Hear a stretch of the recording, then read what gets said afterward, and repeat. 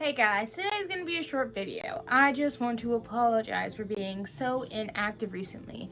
It also might be a little dark. I have to turn down the exposure so this would work back here because I'm not techie. I'm not tech, so I don't know to put my slideshow on here. It's a whole mess. Don't ask. But it might be a short video because I have no storage on my phone, and that's what I film on, and that means I literally need to get an upgraded phone with storage because it's ridiculous. It's ridiculous. But let's continue. Oh, and I'm also going to be more active in the following weeks to come. I had just to get regulated with school. Yeah, imagine me missing a Friday. Literally, imagine. Okay, let's get started. My favorite Degrassi ships. Okay, first we're going to start off with Campbell and Maya Matlin. They're not endgame because Campbell dies. Spoiler alert. You might not be able to see those that well. I did my best. So it's kind of tragic because Campbell dies of his own doing. He decided to die. I'm not trying to say the word because, you two might be mad at me. Maya never got over Cam throughout the whole entire show and, reboots she was in. Next bullet point, all her relationships went back to Cam. Every single relationship she'd been in went back to Cam. And then in Degrassi Next Class, which she was in, which was a reboot of the original season she was in, which was Degrassi Next Generation, after her bus accident with the whole school, she and Cam ended up going through similar states of being, and there was extreme amounts of parallels between them during those seasons. So, next, Jay and Manny, endgame. Their relationship starts with the fake dating trope. Because Manny needed someone kind of like gritty, bad boy-esque to meet her father. I don't remember what it was for. I couldn't tell you, but I know that it was fake dating. Throughout the show, Jay never judged Manny, which was something that was really important for both of their well-being. They never judged each other truly because they both did come back from bad situations, but it was very much more important that Jay never judged her because everyone else in the school judged her. She was ostracized from the school for years. And then they were on and off, which is probably not a good thing, but I felt like I had to add it. And Jay would literally die for Manny. Okay, next. We have Fiona and Imogen. Not endgame, they broke up, which they were just sweet and wholesome and just cute overall. They were so adorable. That is 2 bullet points into 1. You're welcome. Look at them. Little tweed girlfriend, quirky girlfriend with, little rebel rich girl. What more could you ask for? What more could you ask for? This was the only good relationship either of them had on the whole entire show. Because they both only appeared in Degrassi Next Generation. This was the only good relationship either of them had. And they should have been endgame. Okay, that concludes my statement about them. Paige and Alex, not endgame, broke up.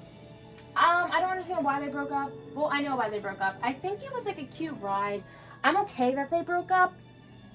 It was a cute ride that they both needed to go on, but I don't think they would have realistically worked out as a couple. So yeah. But we get Paige's identity crisis and a weed scene, which is the funniest scene. So funny. Gay, because why not? We need more gay people, We should stop ostracizing people for who they love, and I think it's just ridiculous, but that's just me. Alex is always there for Paige no matter what, and it's just beautiful because Alex will literally travel the world if Paige asks her to. And then they're enemies to friends to lovers because in the beginning, Alex could not stand Paige because she thought she was this uptight, rich girl, when that really wasn't what Paige was about. Well, it kind of was. Paige was a mean girl, but they were mean girls together. They're adorable. Okay, done. Eli and Claire. Possible endgame unclear. So they have a lot. They have a lot. It was like preppy girl meets emo boy. Yeah, emo boy and prep girl trope. They were dramatic and entertaining. Yes. they literally been through everything together. I don't understand, like, there was not time where I'm back. Sorry, my camera stopped recording. So I think they have been through everything together. Like, in the whole show, I can't remember, like, an experience one went through without the other. Like, just there supporting them. They went through Claire's miscarriage together. Eli was kind of iffy at that time, but he figured his stuff out. He worked it out. They went through Eli's bipolar diagnosis together, which was definitely hard for someone who isn't bipolar, but, like, I think she just truly understood and, like, never blamed him for being bipolar. And, like, never, like, was like, it's too much for me. Because that's so insulting for someone to say. Like, if you think someone's illness is too much, or, like, diagnosis is too much for them, too much for you, imagine how much it is for them to have to deal with it every day. You have a choice to be there or to not be there. They don't. They have to live in their body every single day. They went through Claire's cancer together. They're just the best, cute, and they are kind of a slow burn. Next, Adam and Becky. Not Endgame, Adam dies. They're enemies to lovers. They start off on a rocky foot. This is very important. Adam is trans, female to male. He is, I'm pretty sure, one of the only representations of transgender people on the show. Which is so great, because this show, when Adam was on, I'm pretty sure he was on in, like, 2011, which there was probably no representation at all, so I'm glad we got some. But since then, there hasn't been more representation on Degrassi. There was a non-binary character. I don't remember what they go by. I don't know if they ended up changing their name, so I'm not going to say it, just out of respect. They start off on the wrong foot. I'm skipping. Becky grows to accept Adam for who he is, and that he is a guy. Because at first, Becky is very religious, and her parents are very religious. She comes from a very religious place, and so the whole, like, being with Adam was, like, a lot for her family and her to process. But they truly love each other, and I'm just happy that because they're so cute together. And Becky's parents sent her to conversion therapy for being with Adam, which I think is so messed up, but, like, it's the show. But Becky's parents tried to separate them. It doesn't work, and they end up staying together until Adam dies. Well, no, they ended up breaking up before Adam dies, but they were going to get back together, but he dies anyways. It's not important. Okay. Spinner and Emma, they are endgame. I don't have a lot to say about these two. They're in unexpected love. They are a little underdeveloped, but shh, keep it silent. No one needs to know. 2 weddings, and they're just super cute, and I really like them. Connor and Jenna, they are endgame. They are wholesome and adorable. They are both constantly there for one another. In the show, Connor is diagnosed with autism. That is a big part of his character development in having to kind of, like, because, like, people with autism do grow through life a lot differently, especially going through a high school experience. And a lot of people just immediately viewed him as weird because he did things differently than they would have done things. One person who never did that was Jenna. And she just, like, saw Connor, like, pass, like, what he did differently than everyone else. And just saw that he was just one of the most genuine, nice people ever. And they never gave up on each other. Like, they would have their miscommunications and everything. But they never just gave up on each other. They truly were just there for each other at, like, all times and everything. And they're just cute and I love. And never once judged each other. He never judged Jenna for anything. Because she also had past actions. She had a baby with KC, another boy in the show. He doesn't appear on here at all. Good God riddance. And And they were just overall adorable. And yes. Dallas and Allie, they are endgame. And they're like super cute. Like, look at them. Look at them. Look at them. They were perfect timing for both of each other. I honestly don't think if Dallas had come earlier in the show, it would have worked as well as it did. They were just, Allie was just such in a good place. They were both in good places when they started dating. I do genuinely believe it was just perfect timing when they did start dating. He is a good guy for her.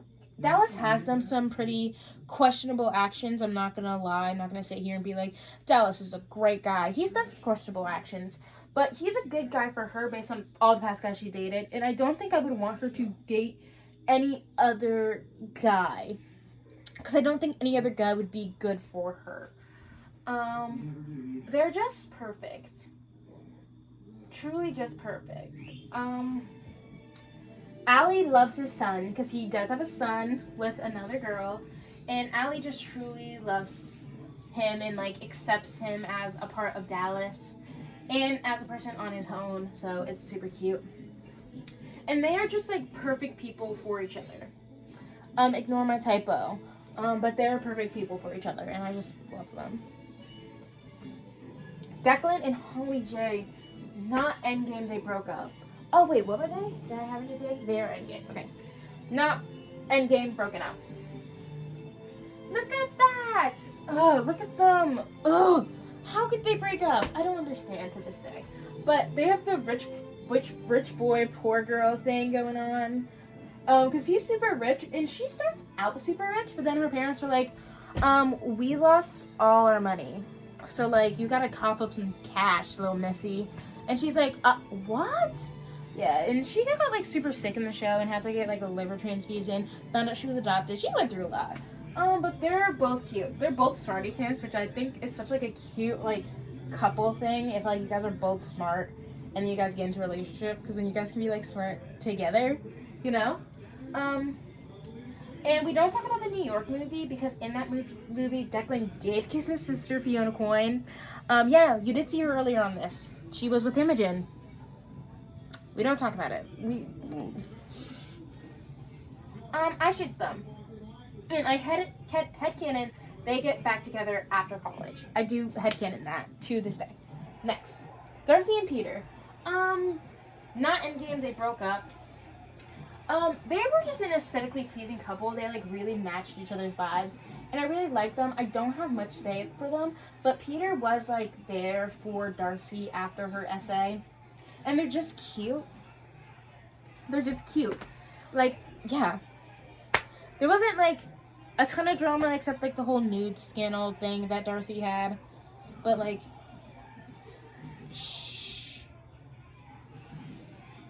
oh my god. If you hear noises in the background, that's my grandfather. So I'm sorry about that. I can't really do anything about that, so. Peter and Emma. You might see that Peter's on here twice. Peter is in the media, not construed as a good guy. And he isn't a great guy. But I don't think he's the worst guy on here. Like, there's so many more guys on this show that deserve so much more hate than Peter. Like Craig. Everybody loves Craig. I think Craig is the absolute worst. Like, Peter did a questionable action one time when he first appeared on the show, and they had no idea where they wanted to go with his character. And then people will not let him grow and change from that one thing he did. Was it a really bad, terrible, awful thing? Yes. Are people not allowed to grow from their terrible, awful, bad things?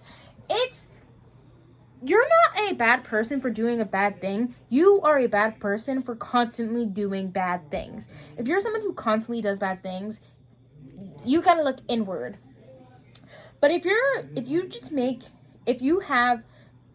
you make a mistake or do a bad action, it's a bad action nonetheless, but that doesn't make you a bad person. It makes you human. Every human does bad things. Whether they mean to or they don't mean to or whatever. You know, and you have to let people grow and be people. You know? But that's not important. Okay, so this relationship. They are They're forbidden love. They were forbidden love. They were a little toxic. They're forbidden because the bad thing he did was he filmed Manny Santos taking off her top while she was intoxicated and sent it around the whole school. He faced his consequences though, so did the time, did the crime, and then him and Manny forgave each other. Well, Manny forgave him at one point. But they had to go behind Manny's back the whole time. But they were cute nonetheless. And Peter was supporting Emma through her ED. I don't think they broke up. I don't even remember when they broke up. It wasn't really like, we're broken up. It was really like, Emma wasn't in the show that much, and everyone assumed they broke up, so. Drew and Bianca. Not Endgame, broken up. They broke up, yeah. They were just a beautiful couple. Like, they were beautiful.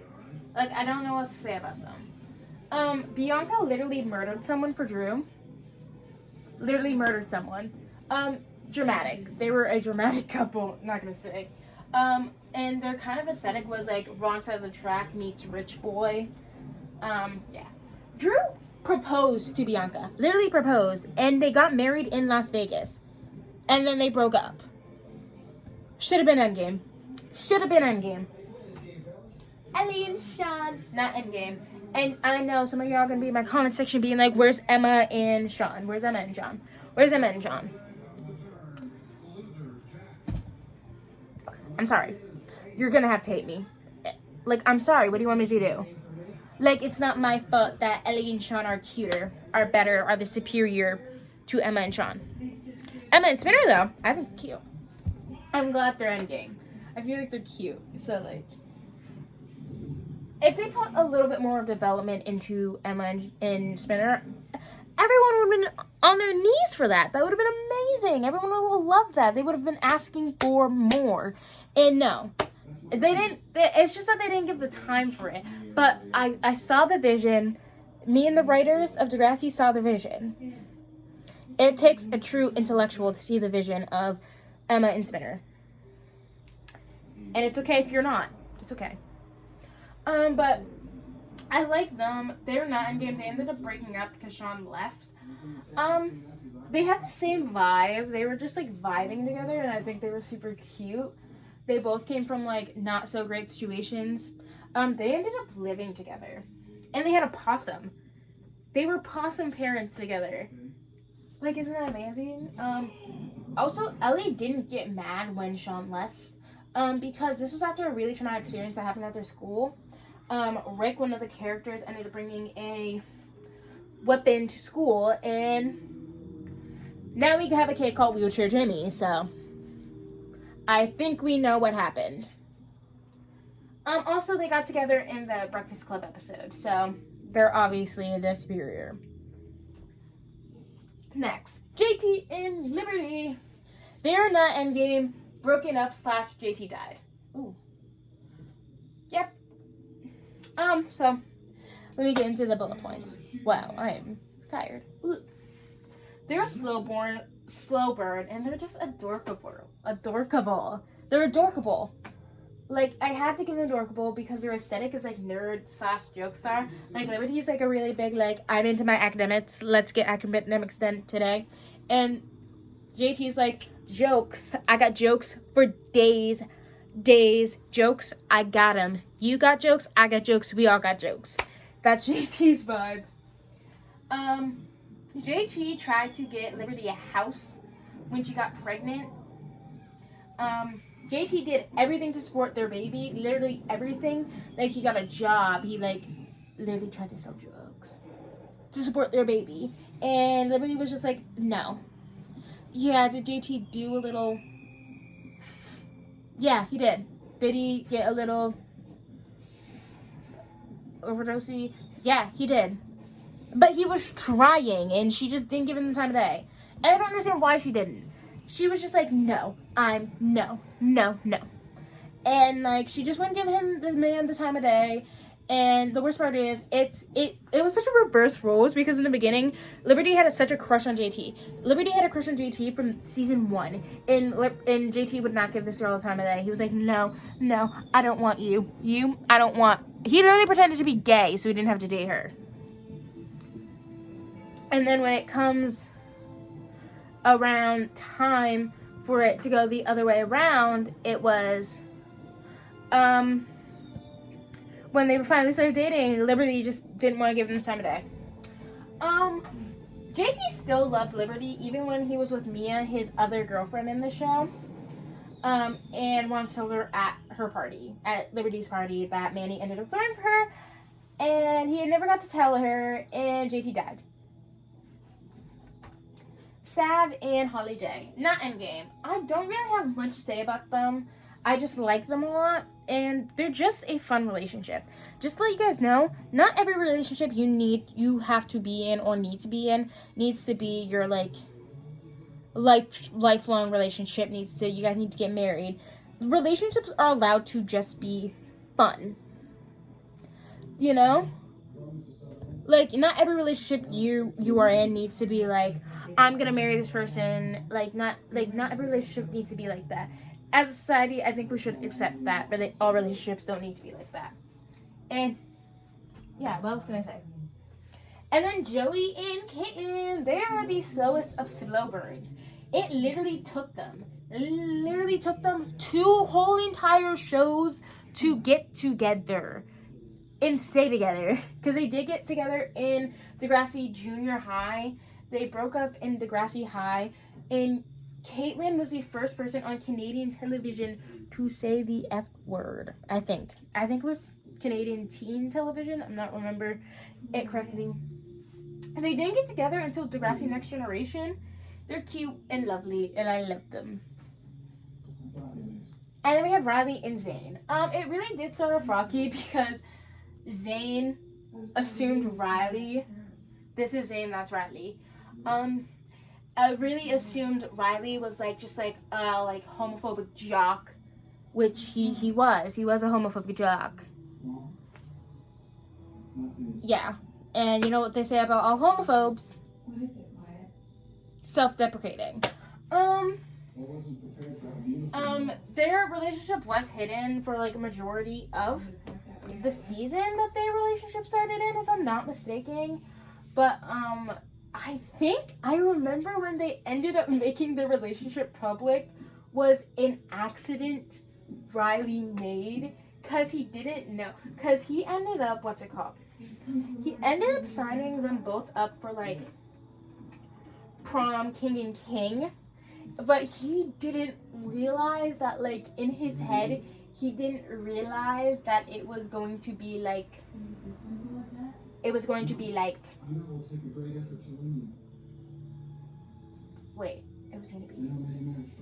didn't realize that the nominations were going to go public, and so he thought that if he won, that's how he would be that's how he would tell the world of their relationship, but he didn't know that. But Zayn really got Riley to accept himself, and I think that was just really beautiful. And they both really cared a lot about each other. Their relationship was a rocky relationship, and there was a lot of mishandlings on both ends of Riley not understanding where Zayn was coming from, and Zayn not understanding where Riley were coming from. But I think they just both truly cared about each other. I think they were endgame. I don't think they blasted, honestly. In the show, they are canonically endgame on where their storyline ends, but in college, they did not last. They didn't last. They did not last.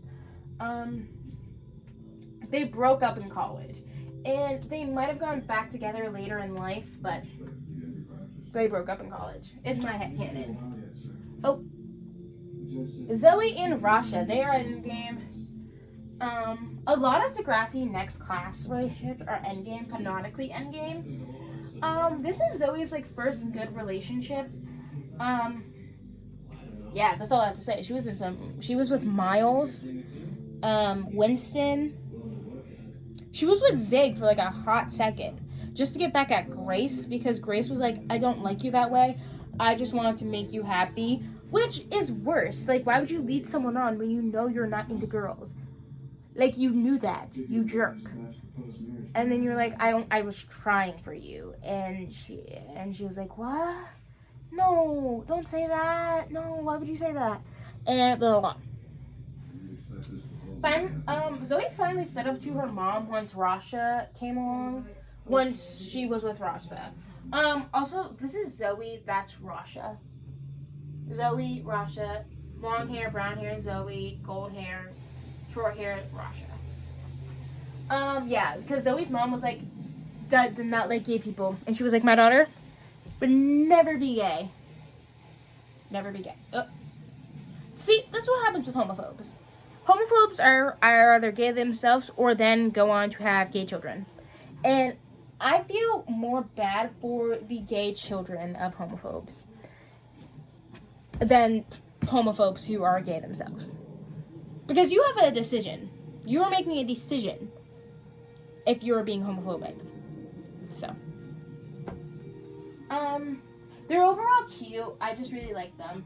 I think their aesthetic is like kind of like school president and like rebel. I put rebel, but it's more like of like a school president, like very like kind of like uptight, like very like into school, and like someone who just like is just like super chill. Rasha is Muslim lesbian representation. So I felt like I had to add that. And then there's Saad and Nola, and they are a possible endgame is very unclear based on how much of the relationship was shown on the screen. I don't know if there was even a relationship there, but I'm shipping it.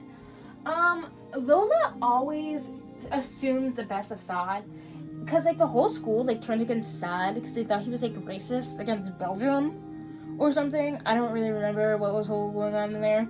But they were like, he's racist. Like, I don't, like, no, he's racist.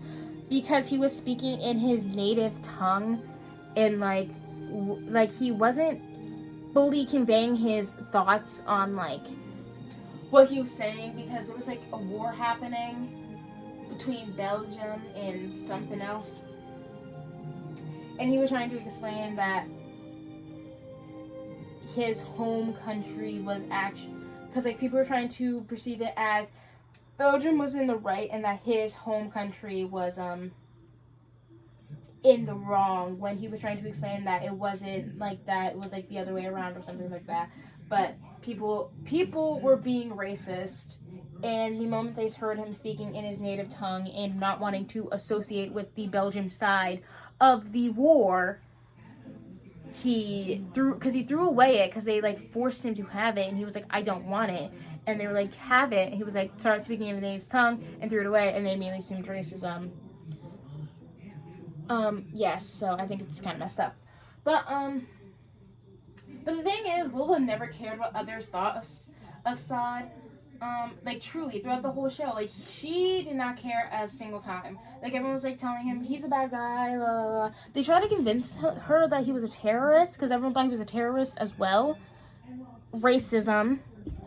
But, and she was like, he's not. He's, like, Lola knew who he was, and she wasn't gonna let anyone persuade her opinion about him.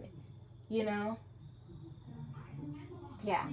And they're just adorable, and they need more screen time. And I think I have one more. No. We are done. We're done. That is the video. Thank you guys for watching. I'm tired. I'm so tired. Okay, I'm probably gonna go to sleep. So, have a great night. Oh. And I'll see you guys next Friday. I promise. No, I'm not gonna promise, because I will probably see you, but we don't know.